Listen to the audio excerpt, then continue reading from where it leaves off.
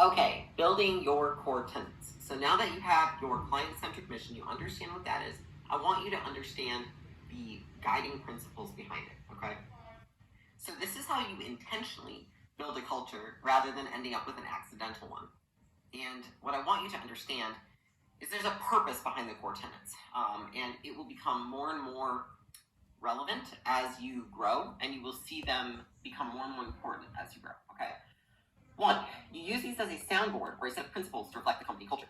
So I actually have mine always sitting next to me, and I look at them when I'm in interviews, I look at them when I'm making decisions, I look at them on a daily basis to think, am I aligning with these right now? Okay, and it's really important that you have them written down. But they make the culture shaped more easily, and they also act as number two, which is they make decision making easier. Okay, so you think to yourself, do we need to launch this product or this product, or do I need to hire or fire this person? Right? And you look at your core tenets, you're like, okay, does that show us going the extra mile?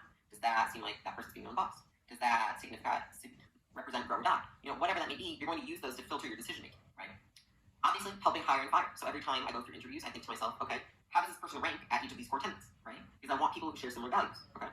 And then lastly, it's showing clients and potential teammates who you are. Okay, so if your clients understand your core tenets, they're going to be able to also give you feedback on your culture, give you feedback on your decision making, give you feedback on your business, as well as your teammates, okay? And so it's going to push away people who do not fit with your culture and attract those who do. The more you repeat these, the more you live by them, the easier it will get. And that is how you create culture. It starts with these things, right? So in building your core tenets, let's talk about how to do it. And it is so simple to do this. There's no overcomplication. You don't need to read a book on it. You don't need to go watch a YouTube video. Just freaking do what's written here. It's really easy.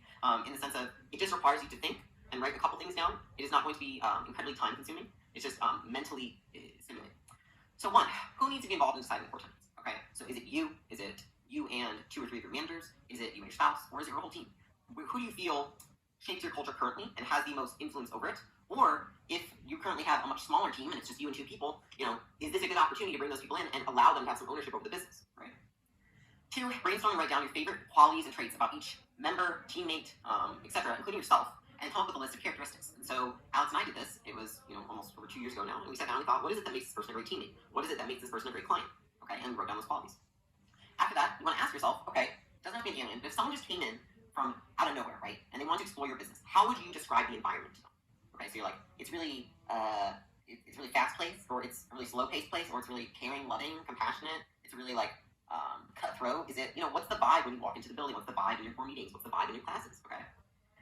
Next, you want to change the verbiage of your values. So in order to avoid sounding boring as shit, to be honest, it needs to be incongruent with how you speak to your team and how you speak to your members. So are you funny? Are you smart? Are you hardworking? Are you straight to the point? Are you hilarious and have humor? Do you have candor like Alex or I? Think about how you communicate and make sure your core tenets align with that. I think the most boring thing in the world you can do is just be compassionate, be respectful, be loving. It doesn't have any personality behind it. So think of creative ways that you can say the same thing and it has a little bit more flavor to it. Okay?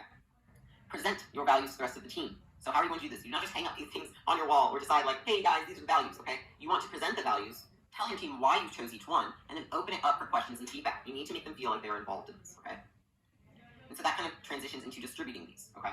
So one, you want to make sure that your core tenets are everywhere that is a mutually seen area, right? So meaning it's going to be in all of your employee onboarding. It's going to be in your employee handbook. They're going to be hanging in the offices. They're going to be mentioned in all team trainings. You're going to mention them on every weekly and every monthly and every quarterly meeting, okay? And then they're going to be used frequently when making decisions. So I keep mine, obviously, right next to myself.